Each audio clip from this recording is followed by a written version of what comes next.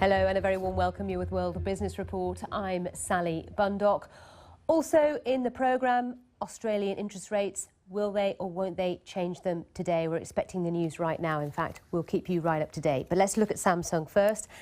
Has it finally turned the corner? The electronics giant's just released its profits guidance for the first quarter, and it's better news than most were predicting. The Korean firm says operating profits should come in at $5.4 billion in the first 3 months of this year, which will be its best performance for 9 months. Still, when you compare to the same quarter the year before, this is just over a 30% drop.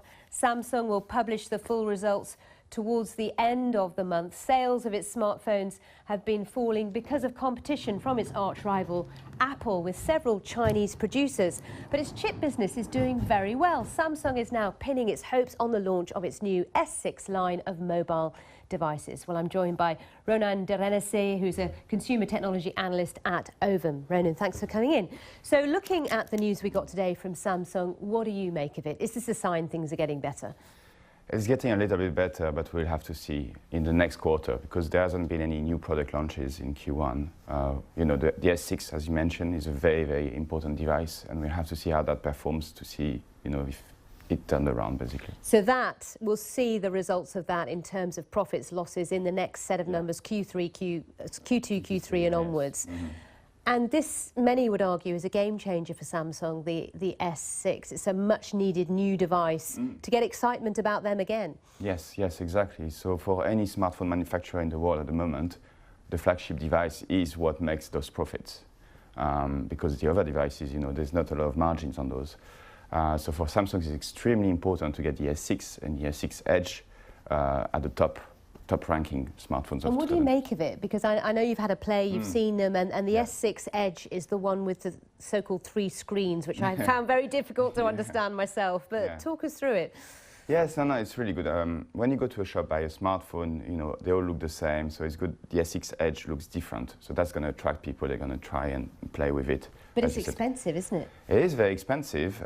So is the iPhone 6 Plus and the iPhone 6 are very expensive devices as well. Operators are ready to subsidize the Samsung Galaxy S6 and S6 Edge, so that should reduce the entry price of the device.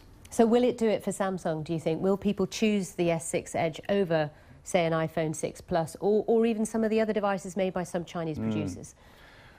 Samsung is a very, very good smartphone manufacturer. They've shown us in the past with the S3, S2, so the Galaxy range of products, and that they can perform extremely well. Samsung is not just a manufacturer, it's a marketing machine. They have a lot of marketing budget. They are very strong at pushing their devices, make those devices looking good and being present in the market, in retail, everywhere. So you're hopeful, but without the chips business, it would have been really suffering, wouldn't it? I mean, that's kept it going in terms of money coming in. Yes, exactly. This is something HTC or Sony hasn't got.